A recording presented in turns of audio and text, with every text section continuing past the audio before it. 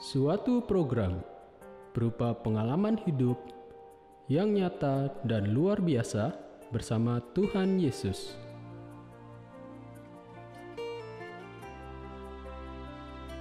Untuk memberi kekuatan, jawaban, dan jalan keluar bagi mereka yang membutuhkannya.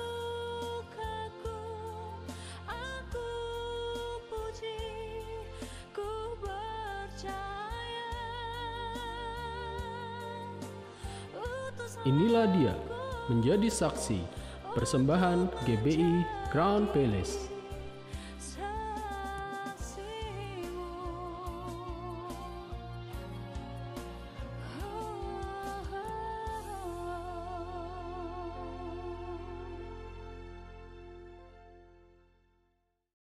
Shalom, saya menyambut untuk Bapak Ibu Saudara dimanapun Anda berada pada malam hari ini. Puji Tuhan dan kami sangat bersyukur dapat berjumpa dengan Anda semua dalam program Menjadi Saksi, sebuah program reality dari sebuah perjalanan hidup bersama dengan Tuhan Yesus dari salah satu narasumber kita. Semoga dapat menjadi kekuatan, pengharapan, bahkan menjadi jalan keluar untuk kita semua. Sebelum kita memulai acara pada malam hari ini, mari kita sama-sama buka hati kita akan bersyukur atas kebaikan Tuhan Yesus yang sungguh luar biasa. Haleluya. Banyak yang kau perbuat di dalam hidupku, rancangan indahmu terjadi di hidupku, Bapa yang mengerti segala yang ku perlu. Kasih-Mu sempurna, nyata dalam hidupku. Ku bersyukur Bapa, ku bersyukur Tuhan buat kasih setiamu di dalam hidupku. Ku bersyukur, kami bersyukur, ku bersyukur Bapa, ku bersyukur Tuhan buat kasih setiamu di dalam hidupku. Ku bersyukur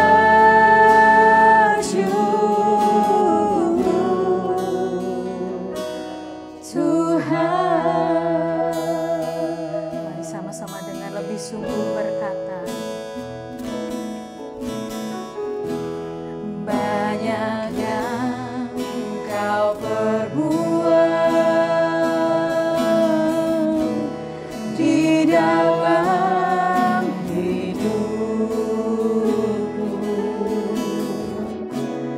rancangan indahmu terjadi di hidupku, Bapa yang mengerti segala yang ku perlu. Kasih-Mu, kasih-Mu sempurna,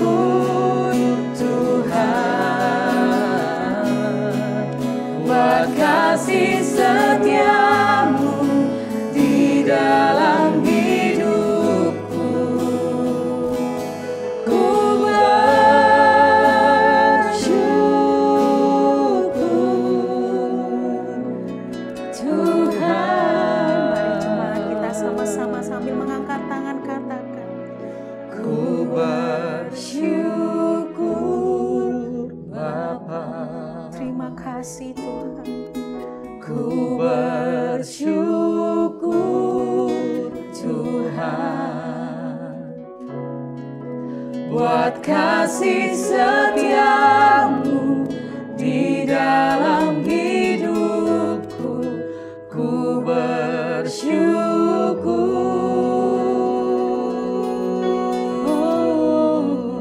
ku bersyukur Bapa. Ku bersyukur Tuhan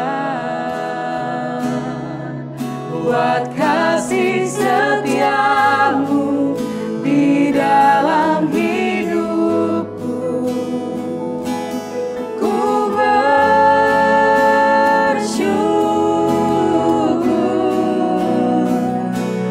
Tuhan,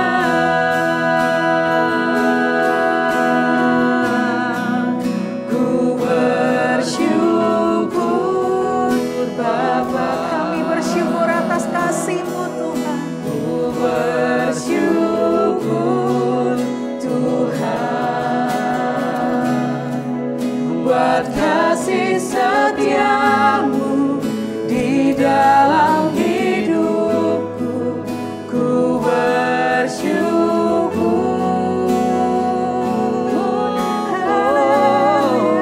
ku bersyukur Bapa. Ku bersyukur Tuhan buat kasih setiamu di dalam hidupku.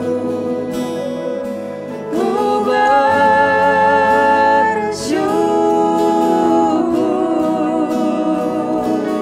Tuhan. Mari kita sembah Tuhan. Terima kasih Tuhan.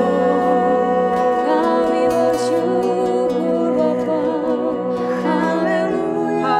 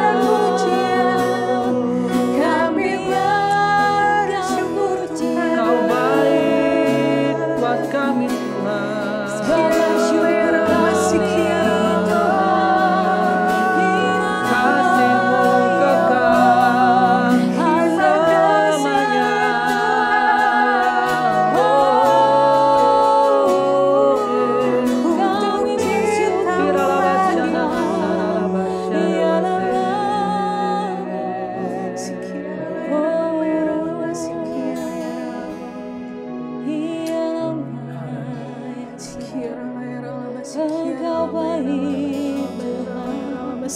Oh, kami bersyukur sebab Engkau sungguh baik.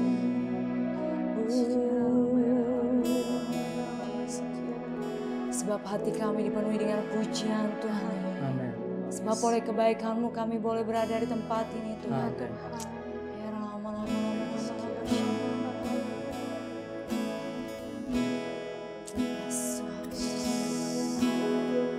Kami mau terus memuji Engkau Tuhan.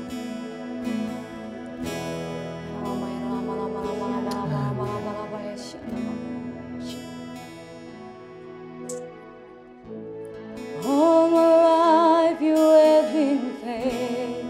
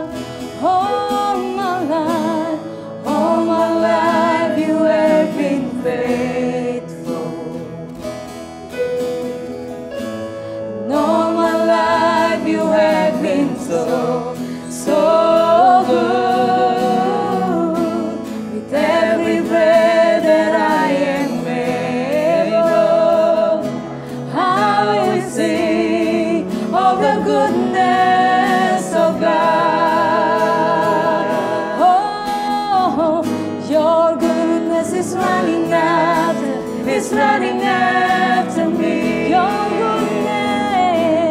goodness is running after me. Your goodness is running after me. Your goodness is running after me. With my life laid down, I surrender now. I give you everything. Your goodness is running after me. All my life you have been faithful. And all my life you have been so good. With every breath that I am able, I will sing of the goodness of God. Maria mengasihi dia sekali lagi, katakan. All my life you have been faithful. All my life you have been so good. With every breath that I am able, I will sing of the goodness of God. Of the goodness of God, I will sing of the goodness of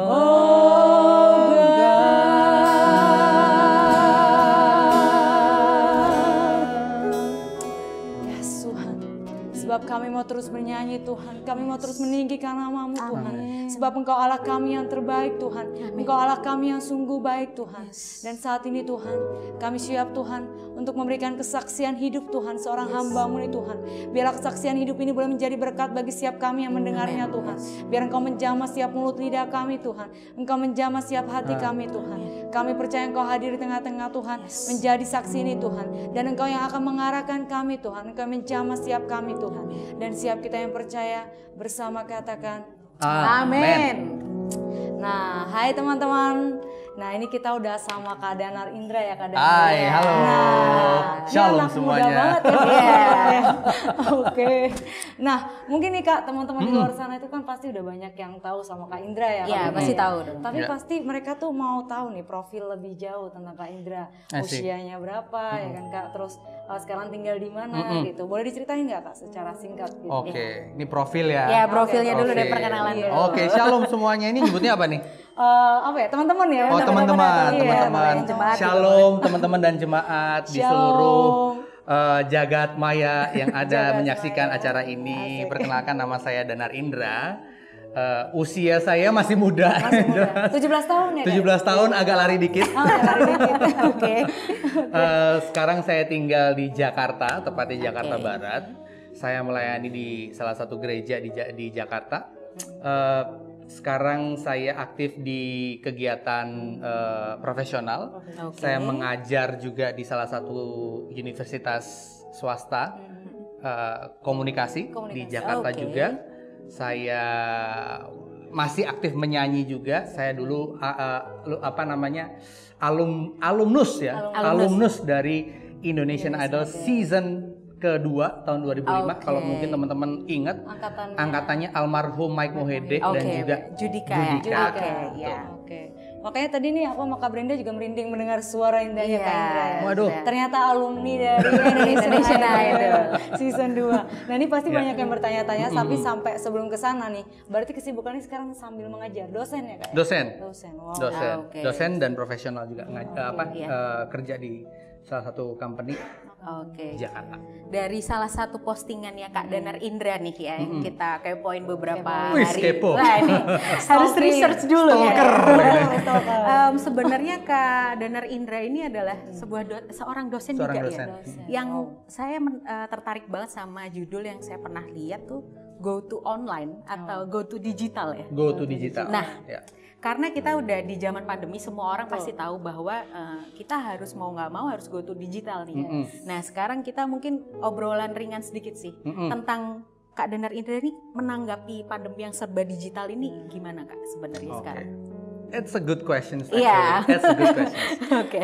Kalau menurut saya sih mau tidak mau ya sekarang ini. Karena dalam kondisi seperti ini semua lini dipaksa seolah-olah dipaksa untuk memindahkan segala sesuatu dari konvensional ke digital. Betul sekali. Karena ada satu hal yang rekan-rekan teman-teman semuanya harus ingat bahwa dunia sekarang sedang bergeser. Sedang bergeser. Jadi kenapa orang-orang harus beralih ke digital? Karena jangkauannya akan jauh lebih luas. Nggak lihat di mana, jam berapa, terus kapan. Betul. Sekarang jangkauannya itu pakai dunia apa? Dunia maya, platform apa, segala macam. Jadi itu yang benar-benar jadi concern saya. Dan teman-teman juga harus melek teknologi. Karena apa? Once teman-teman ngechat atau teman-teman menulis, memposting sesuatu, itu yang lihat bukan cuma satu area, tapi seluruh dunia dan bahkan semua orang yang follow teman-teman itu lihat gitu. Jadi watch out for your finger, media sosial. Karena teman-teman salah posting, semua orang akan ngelihat bahwa teman-teman apa yang kalian posting itu menjadi mind blowing dan juga gitu ya. mempengaruhi siapa kalian di mata publik. Gitu. Nah, memang dunia digital ini emang mau nggak mau ya, kita di dunia gereja pun gembala kita sangat belajar sekali dan banyak kesaksian tentang apa sih waktu kita jadi digital nih ya kan gitu. Nah, karena pasti shock juga ya. Betul. Awal-awal pasti kita akan butuh waktu untuk membiasakan diri. Cuman saya mau nanya juga nih Kak, kira-kira tipsnya untuk anak-anak Tuhan dalam menghadapi era digital ini, karena kita banyak kita perlu tahu kalau digital itu banyak manfaatnya pasti, tapi ada di lain sisi yang pasti orang juga dampak aware ada mungkin sisi dampak negatif, buruknya atau apa yang perlu kita jadi anak Tuhan tuh harus aware di bagian ini gitu. Nah mungkin dari Kak Danar Indra bisa kasih tips buat kita di bagian mana nih Kak yang kita harus hati-hati gitu? Kalau digital tuh pasti yang harus hati-hati adalah apa yang kita akan share. Betul. Ya kan? Informasi. Karena apapun ya. Apapun.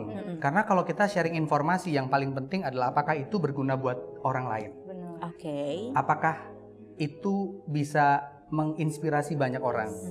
Karena once kita sharing apa yang kita suka belum tentu itu menginspirasi orang. Betul ya? Betul sekali. Karena kadang-kadang gini, eksploitasi di digital orang-orang tuh pasti gini, yang penting kan ini kan terserah gue, akun gue gitu kan. Nah nggak boleh karena kan ketika akun itu dibuka dan orang-orang juga mulai melihat, secara otomatis itu akan menjadi konsumsi publik. Itu yang jadi sesuatu dan itu nggak, kalau misalnya kita salah posting nggak jadi berkat loh itu.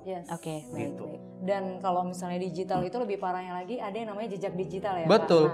Nah, kadang kita udah hapus, ada seseorang yang record, nah itu jadi bumerang buat kita sendiri. Oleh sebab itu kayak yang dibilang Kak Indra tadi ya, kita harus bijaksana, harus mikir lagi nih ketika kita mau posting apapun. Apalagi sebagai anak Tuhan ya. Kadang kita disorot banget nih Kak. Kadang kan agama kita tuh sebenarnya sama semua agama, tapi entah kenapa ketika kita udah maksudnya jadi anak Tuhan itu kadang disorotnya lebih besar gitu. Bahkan kesalahan sedikit apapun itu bisa jadi bumerang buat kita sendiri. Kalau saya bisa ralat begini. Anak Tuhan itu punya tugas yang bukan cuma berat. Anak Tuhan itu harus jadi contoh. Contohnya adalah bagaimana kita bisa sharing kehidupan kita, nggak cuma lewat apa yang kita ucapkan, tapi lewat perbuatan kita. Apa yang kita sharing di media sosial itu yang lihat tuh bukan cuma mata, tapi hati orang.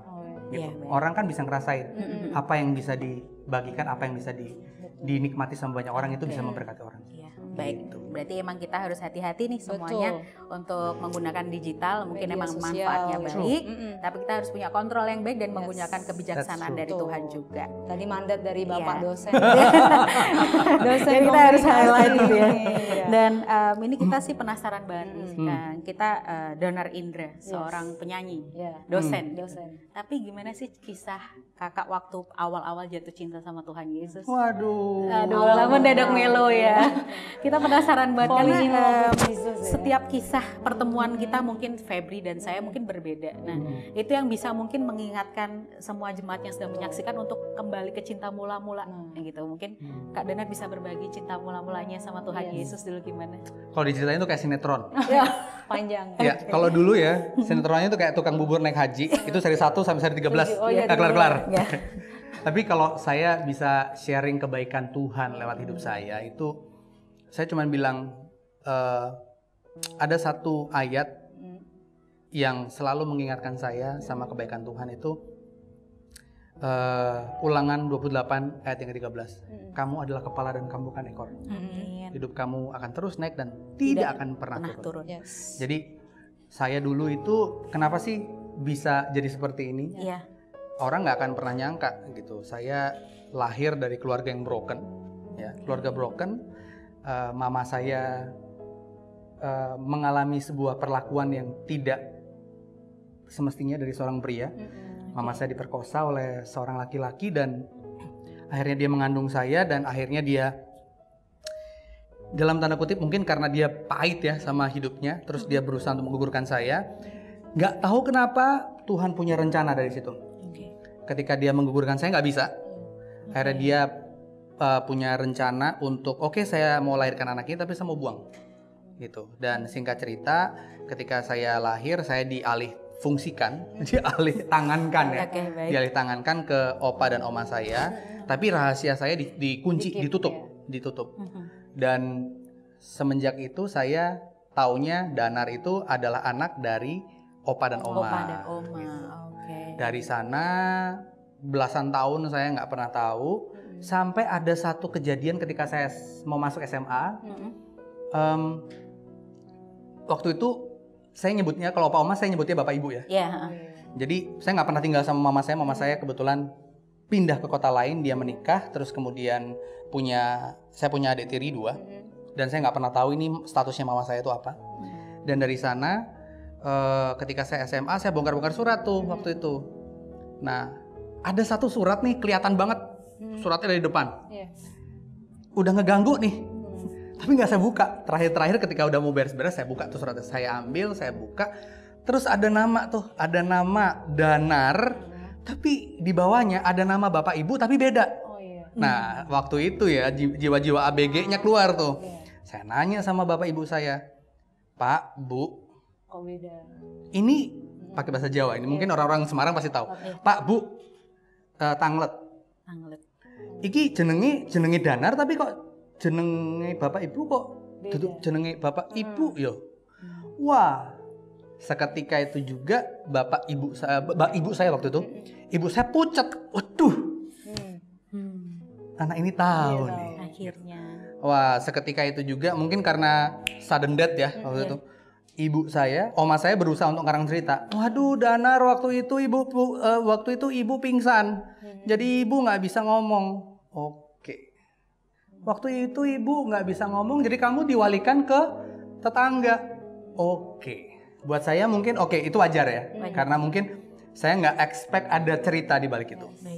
Tapi setelah itu, singkat cerita, saya nggak bertanya-tanya lagi. Tapi kemudian beberapa hari, mungkin mereka terganggu. Anak ini sepertinya harus tahu, gitu. Dan saya berusaha untuk mereka berusaha untuk menjelaskan. Dibilang, Danar, kamu tuh bukan anak saya. Kamu tuh adalah anak dari begini. Dari sejak saat itu hidup saya tiba-tiba berubah total. Nah perubahan itulah yang membuat saya tiba-tiba langsung berubah 180 derajat. Dari yang anak baik-baik jadi anak yang tidak baik, gitu.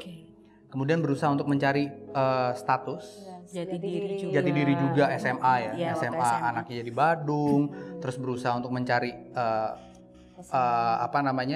bapak ibu saya ini yang mana sih sebenarnya gitu. Ketika saya mau mempertegas status saya mendapatkan penolakan sama ibu kandung saya. Which is ternyata adalah statusnya adalah kakak. Saya diangkat sebagai anak 9. Paham. Nah dari situ bilang, kamu tuh tahu dari mana kalau kamu tuh anak saya? Saya nggak pernah merasa punya anak seperti kamu. Wah, ditolak lah pokoknya. Dari kata-kata yang sopan sampai kata-kata tidak sopan keluar. Gitu. Sampai pada akhirnya saya mau kuliah, karena mungkin opa dan oma saya itu adalah pensiunan dan mereka nggak mampu ya, kurang mampu untuk menguliahkan saya. Akhirnya saya berpikir, oke deh, kalau misalkan boleh, mereka menyarankan untuk minta ke mama kandung. Saya minta ke dia, akhirnya dia mengajukan syarat, saya mau kuliahkan kamu tapi ada 2 syaratnya. Syaratnya kamu jangan panggil saya mama dan jangan ganggu keluarga saya akan kuliahkan kamu. Dari situ saya tinggal di Malang. Saya asli dari kota Malang. Saya hijrah kota Yogyakarta. Saya ikutan penerimaan mahasiswa UMPTN waktu itu ya.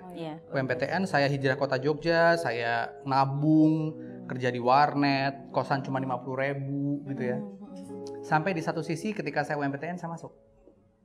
Saya klaim janji ibu kandung saya telepon, saya waktu itu masih wartel ya zamannya. Iya, zaman dulu. Saya telepon di wartel, di luar dugaan ketika saya telepon ibu kandung saya bilang seperti ini. Saya nggak bisa kuliahkan kamu karena saya banyak kebutuhan. Ditutup teleponnya. Dalam sebuah kondisi hidup saya di kota orang dan di kantong saya cuma tinggal 5.000 rupiah. Hari itu saya tutup telepon, saya keluar dari wartel, tangan saya gemeteran. Dan saya cuma bilang, saya protes sama Tuhan. Saya nangis, saya protes sama Tuhan. Saya bilang sama Tuhan, Tuhan, salah saya apa? Saya nggak ikutan berbuat, saya nggak ikutan punya andil dalam kehidupan saya, tapi kenapa saya harus menerima ini? Gitu. Salah saya apa? Saya sampai bilang gini, kalaupun saya harus menerima ini, kenapa rasa hidup saya pahit? Saya nggak tahu mau cerita sama siapa, saya nggak tahu mau ngobrol sama siapa, dan saya nggak tahu saya mau protes sama siapa. Hari itu saya keluar dari wartel, saya muter di area UGM dalam kondisi yang cukup mengenaskan. Saya udah ketawa, nangis, tidur di ember toko. Saya 3 hari nggak berani balik ke kosan karena saya pasti harus bayar uang kosan walaupun cuma 50.000. Saya cuma punya uang 5.000. Hari kedua saya dalam kondisi lapar walaupun saya punya uang. Di Jogja sebenarnya 5.000 kita masih bisa makan. Tapi hari itu saya nggak berani makan dan saya harus makan dari satu tempat sampah. Tapi saya nggak tahu kenapa ada satu momen yang cukup membuat saya bersyukur ya, bahwa ketika saya tidur di salah satu balairung Fakultas Hukum, saya masih ingat setiap kali saya ke Jogja saya selalu ke situ. Di Fakultas Hukum itu saya tidur dan di sana ada satu persekutuan doa, gereja rumah waktu itu. Ada beberapa orang berusaha untuk bangunin saya, udah anak ini nggak mandi, kalau orang Jawa bilang rembes ya. Rembes itu udah acak-acakan lah pokoknya. Pucel gitu lah ya. Pucel gitu. Dari sana mereka dengar cerita saya, mereka bilang gini, Danar, mungkin kamu hari ini mengalami sebuah penolakan. Nggak ada yang sayang sama kamu. Nggak ada yang peduli sama kamu. Tapi ingat, ada satu pribadi yang dia selalu setia sama kamu, menemani kamu, bahkan di saat-saat yang paling rendah dalam hidup kamu, dia ada di sana. Kalau kamu tahu siapa namanya Yesus. Ulangan 28 ayat yang ke-13 berkata, kamu itu kepala dan kamu bukan ekor. Hidup kamu akan terus naik dan tidak akan pernah turun. Nggak ada yang nyangka ketika kalau kamu menerima Yesus sebagai Tuhan dan Juru Selamat, mungkin hidup kamu nggak akan literally berubah sekarang juga. Tapi janji Tuhan itu kayak tiba-tiba seperti matahari terbit. Dari sana kamu akan melihat betapa Tuhan itu akan berkenan terhadap orang yang memberikan pengampunan sama orang tuanya, setia sama panggilannya. Dan dia akan tahu bahwa ada level of faith and living of faith yang Tuhan berikan kepada setiap orang yang percaya sama apa yang Tuhan rencanakan dalam hidupnya. Siapa sangka anak yang tadinya gak punya masa depan ini ditolak sama keluarganya, gak punya masa depan, sekarang bisa menjadi salah satu finalis Indonesian Idol tahun 2005. Siapa sangka anak yang nggak bisa kuliah ini sekarang bisa menjadi dosen, bisa ngambil kuliah, beasiswa, nggak cuma satu, nggak cuma S1, S2, nggak cuma S2, S3, double degree di luar negeri, beasiswa pula. Saya nggak keluar uang sepeser pun. Uang dari Tuhan Yesus. Uang dari Tuhan Yesus. Baik banget. Dan siapa sangka anak yang nggak punya masa depan ini sekarang bisa menjadi salah satu head of corporate di salah satu perusahaan terkemuka di Indonesia. Siapa sangka anak yang nggak punya masa depan ini bisa keliling Indonesia dan bahkan keliling dunia, nggak punya planning sama sekali, itu Tuhan yang bawa. Dan siapa sangka ini mujizat yang paling luar biasa. This is I want to testify this as the the best testimony that God has given to me. Orang yang mikir, oh gimana caranya Tuhan bisa mengembalikan hubunganmu sama keluarga. Tuhan bisa membalikan itu semudah dia membalikan telapak tangan. Ibu saya, keluarga saya yang dulunya menolak saya, tahun 2008 tiba-tiba menerima saya sebagai anaknya total. Dan sampai hari ini keluarga saya dipulihkan. Even better. Dan mereka lebih mereka malah justru sayang sama saya lebih luar biasa lagi. Itu kebaikan Tuhan. Kuncinya cuma satu. Bersyukur, berserah, pengampunan. That's it. Oke, wow, luar biasa. Wow, speechless banget ini. Kak Danar Indra. Baru satu pertanyaan udah hawanya pengen nangis aja nih. Nggak expect sampai sejauh itu ceritanya. Selama ini kita ngeliatnya Kak Danar tuh sosok yang selalu sukacita gitu ya. Nggak tahu di balik ceria banget gitu kan. Ada cerita yang memang Tuhan tuh udah pakai kakak buat jadi berkat ya bahkan sampai ke dunia ya Kak ya. Iya, sampai ke dunia. Mungkin setelah aku dengar ceritanya tadi Kak Danar, itu kan kakak pernah mengalami yang namanya penolakan. Sampai akhirnya kakak akhirnya mengampuni keluarga dan juga terutama ibu kakak sendiri. Nah itu apakah kakak pernah sebenarnya punya kekecewaan terbesar yang sebenarnya kakak tuh susah banget untuk mengampuni, tapi akhirnya Tuhan mungkin menggerakkan atau dengan ayat atau apapun atau perjumpaan pribadi dengan Kak Danar sampai akhirnya kakak bisa ikhlas mengampuni ibu kandung atau keluarga kakak yang menolak Kak Danar? Sebenarnya kalau perjumpaan pribadi mungkin literally face to face gitu enggak ya, tapi saya cuman percaya bahwa Roh Kudus itu omnipresent. Saya setiap kali saya mengalami kekecewaan atau saya berusaha ketika ada sesuatu yang membutuhkan membutuhkan saya untuk mengampuni orang, saya cuma ingat bahwa Tuhan itu terlebih dulu mengampuni saya. Jadi kalau saya nggak bisa mengampuni orang, bagaimana saya bisa diampuni gitu kan istilahnya. Jadi buat saya justru ketika kita diperhadapkan sama sesuatu yang atau sebuah masalah yang menuntut kita untuk mengampuni, kita harus lebih dulu mengampuni. Karena apa? Ada satu lagu lama banget. Mungkin teman-teman pasti tahu lagu ini. Yesus lebih dulu mengampuni kepadaku. Itu yang selalu saya ingat. Jadi setiap kali saya disakiti sama orang, saya cuma bilang gini, gak apa-apa. That's it. I forgive you with no reason in Jesus' name. Luar biasa sekali. Gitu ya. Memang mengikut Tuhan itu nggak selalu bukannya jauh dari masalah dan penolakan ya Kak ya. Itu memang mungkin banyak jemaat-jemaat di rumah, teman-teman semua yang ngalamin penolakan situasi, yang ya kita nggak tahu enak, gitu. Seorang Kak Danar Indra aja kayak gitu ya kan kisah hidupnya sesulit itu, tapi ya itu yang aku petik adalah memang pada dasarnya Kak Danar tuh rendah hati ya walaupun menurut aku gini, di situasi seperti Kak Danar nggak mudah gitu, apalagi Kak Danar punya prinsip selalu mau mengampuni orang ya, sesakit apapun yang orang itu perbuat sama Kak Danar, sampai akhirnya Tuhan pakai Kak Danar itu jadi tokoh yang luar biasa ya, sangat menginspirasi, dan semoga nih yang mendengar juga nyampe ya Kak Blinda ya. Ada 3 tadi apa? Bersyukur, berserah dan mengampuni. Jadi jangan lupa buat jemaat-jemaat apapun keadaan Bapak Ibu Saudara di rumah, kita harus selalu ingat bersyukur, berserah dan mengampuni. Oke, mungkin kita langsung, mungkin pendengar udah pada kayak mana nih kisah Indonesian Idol-nya gitu. Nah, ini udah kepo ya. Jadi langsung aja nih Kak, gimana nih kok akhirnya dari yang kuliahnya di Jogja kan, Kuliahnya akhirnya nggak di Jogja. Oh, akhirnya nggak di Jogja. Akhirnya kuliah nggak di Jogja. Kuliahnya hijrahnya ke Jakarta.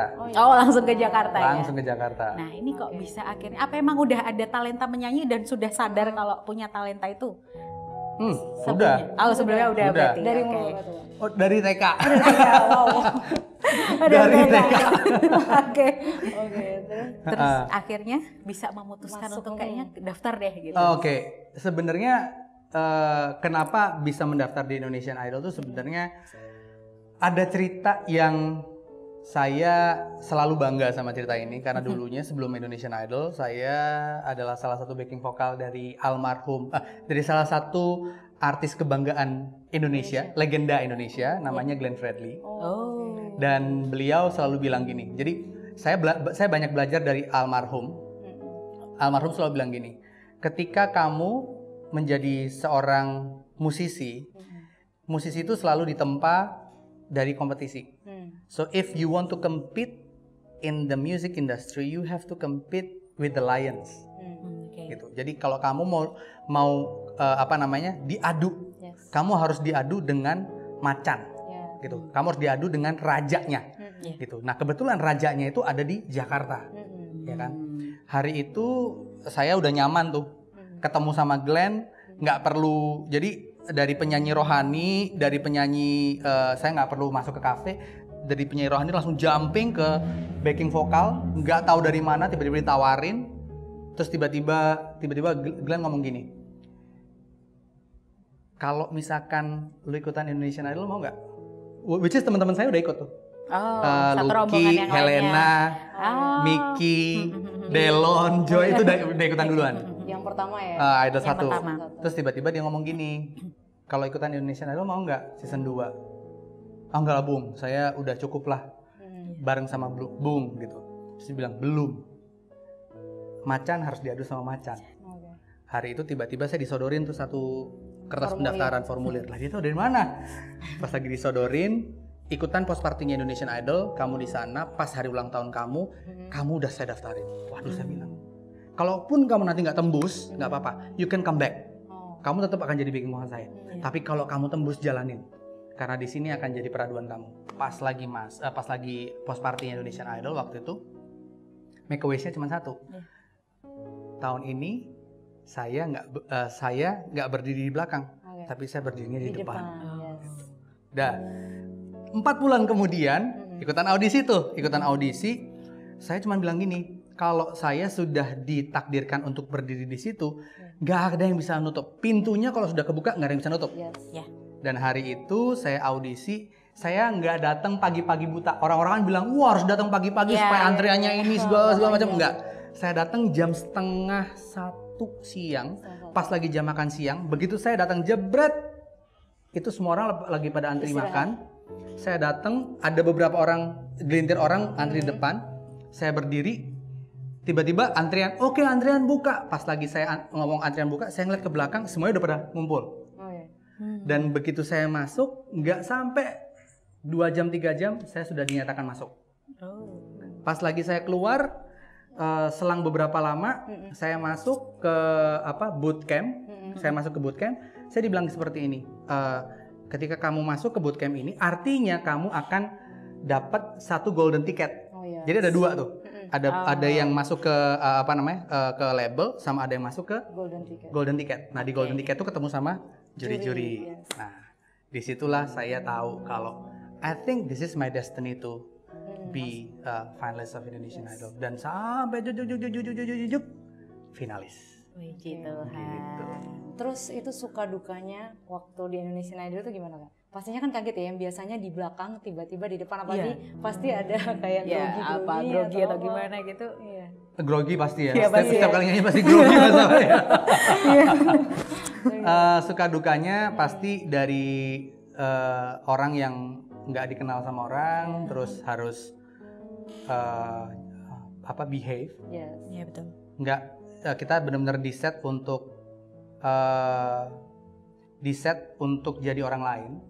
Tapi kalau di Indonesian Idol saya selalu bilang seperti ini. Menjadi saksi itu nggak selalu harus menjadi orang lain. Kamu harus jadi diri sendiri. Jadi apapun yang kamu lakukan, yang kamu lakukan itu cuma satu, jadi saksi buat Tuhan. Once kamu jadi saksi buat Tuhan, secara otomatis hidup kamu akan disorot sama orang. Jadi apapun yang terjadi, tetap permuliakan nama Tuhan di setiap lakumu. Amin. Puji Tuhan. Luar biasa ya perjalanan hidupnya. Aku sama Kak Brenda kayak nonton film dokumenter. Iya, jadi kayak wah gitu. Iya, jadi kayak kita bisa ngebayangin gitu dari gerak-gerik dari perjalanannya Kak Danar. Luar biasa. Luar biasa. Semoga benar-benar jadi berkat ya Kak. Amin. Buat setiap kita yang mendengarkan kesaksian ini. Oke. Mungkin pertanyaan terakhir atau mungkin kita minta pesan-pesan nih buat kita anak-anak muda yang mungkin menyaksikan tayangan ini atau teman-teman yang anak-anak muda yang akan menjadi generasi selanjutnya yang dipakai untuk Tuhan gitu. Mungkin kakak bisa pesan-pesan buat apa, buat gerakan anak muda yang terjadi kita semua. Wah, kalau ditanya pesan itu sebenarnya banyak ya. Banyak. Saya cuma mau bilang seperti ini sama teman-teman yang menyaksikan acara ini. Jangan jadi generasi yang instan. Jadilah generasi yang mencintai Tuhan. Yang jangan menjadi generasi yang instan.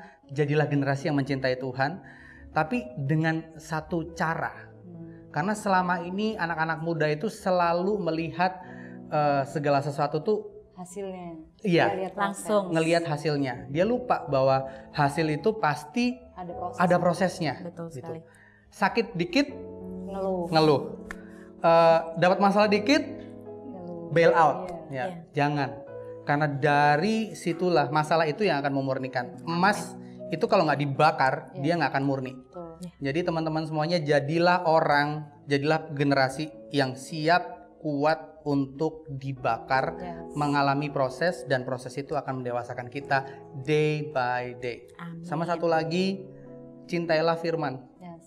Karena kita hidup dari firman. Karena dunia ini nggak semakin baik, dunia ini semakin jahat. Kalau teman-teman nggak punya pegangan, nggak punya nggak punya fondasi yang kuat, teman-teman akan jatuh di dalam hal-hal yang nggak baik. Satu-satunya fondasi yang bisa menguatkan kita cuma satu, baca firman. Once teman-teman nggak punya fondasi yang baik, teman-teman akan dengan cepat jatuh ke hal-hal yang nggak baik. So firman is number one. Word of God is number one. So that's the only advice that I can give Satu to tapi people. Ya, kita harus ingat nih semua pesannya Kak Danar dari awal tadi adalah bersyukur, berserah, dan mengampuni. Jangan mau jadi generasi yang instan, mencintai Tuhan. Mencintai Tuhan dan mau ya menikmati proses dari Tuhan. Dan baca firman. Baca firman setiap hari. Hidup oleh firman, guys. Oke, terima kasih Kak Danar untuk sharingnya. Mungkin hari ini udah cukup ya kita ngobrolnya. Mungkin bisa Kak Danar bisa menyumbangkan suara yang dari TK ini. Sudah berbakat. Jadi mungkin buat pendengar bisa mengerti. Oke. Saya akan nyanyi satu lagu yang memberkati saya dari ketika saya bertobat. Lagu ini judulnya Kau Sangat Kucinta.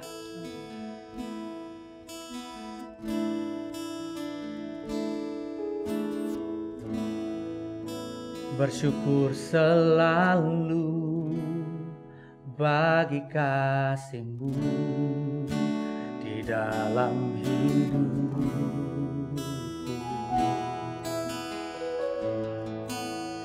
Takkan ku ragu atas rencana-Mu untuk masa depan.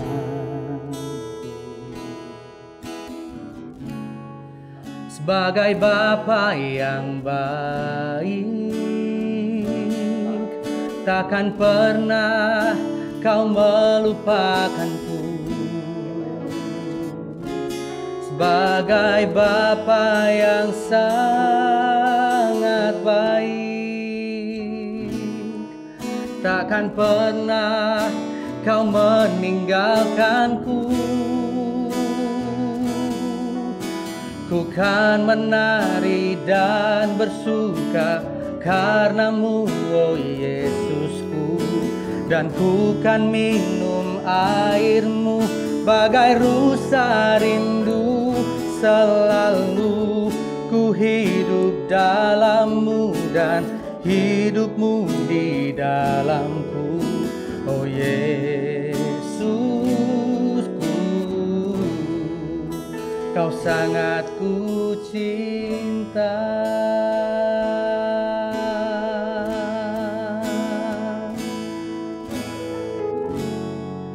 Sebagai Bapa yang baik,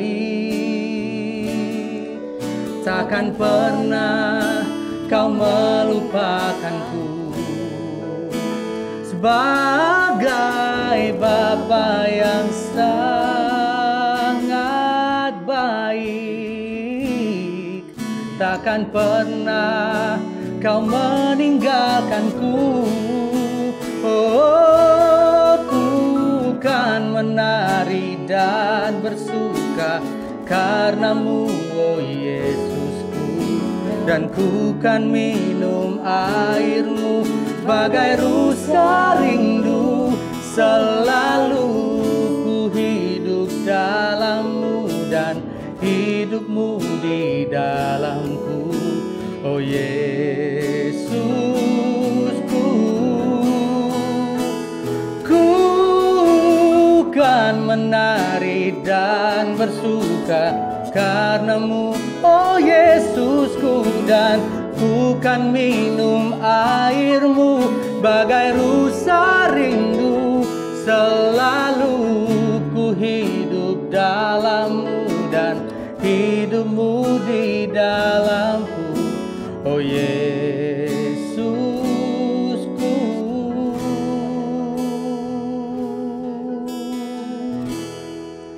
Kau sangat ku cinta.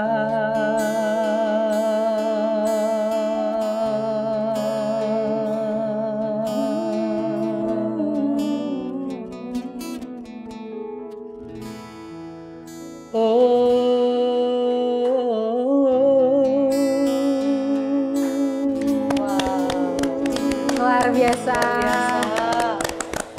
Menyanyi dari hati ini emang berbeda. Merinding saya Kak dari tadi.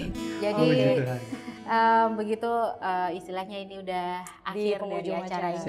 Dan sebelum kita mengakhiri, saya mengundang untuk Bapak Ibu Saudara sekalian yang di rumah yang ingin didoakan oleh Kak Danar, bisa sama-sama kita angkat tangan.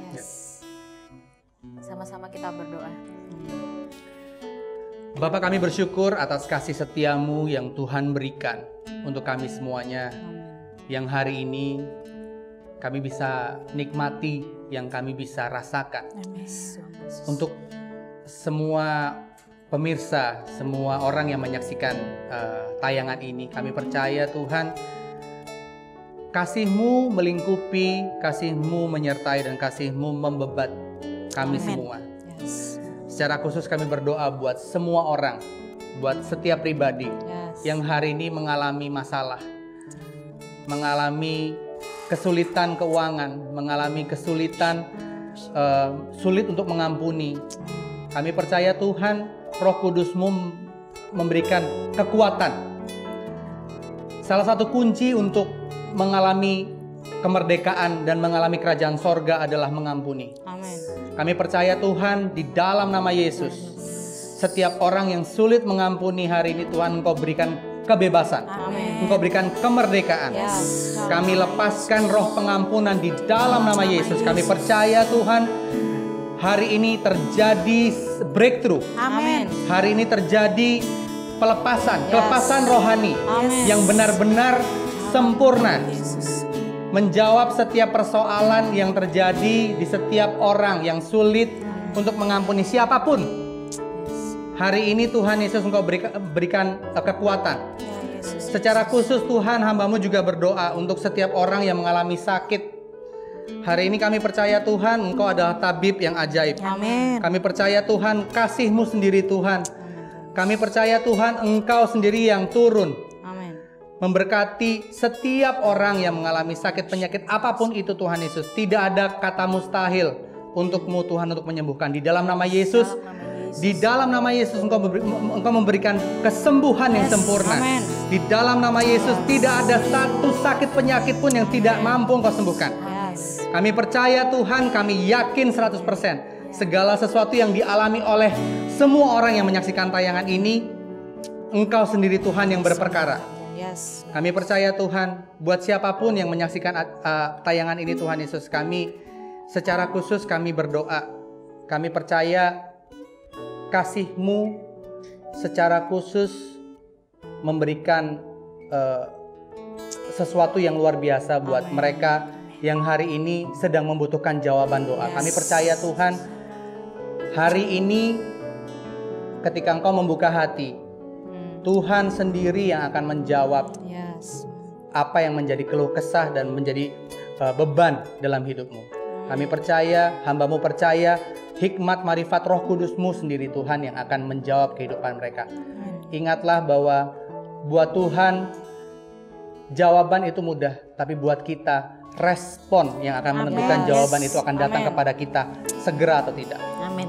Terima kasih Tuhan Yesus buat kesempatan ini. Hamba-Mu percaya Tuhan, hadirat-Mu memenuhi tempat di mana kami ada. Dan hadirat-Mu sendiri yang akan memberikan sesuatu yang luar biasa buat kami. Kami percaya di dalam nama Yesus. Hati kami pulih, hati kami merasa sukacita. Dan tayangan ini boleh memberkati kami semuanya yang menyaksikan. Di dalam nama Yesus. Amin. Amin. Sampai di penghujung acara, saya mengucapkan terima kasih untuk Bapak, Ibu, Saudara semua yang menyaksikan tayangan ini dari awal sampai akhir. Jangan lupa like dan subscribe ya. Dan share ke teman-teman Anda yang lain. Saya Brenda, saya Febri, saya Danar Indra. Pamit undur diri dan sampai jumpa dalam Menjadi Saksi selanjutnya. God bless. God bless. God bless you.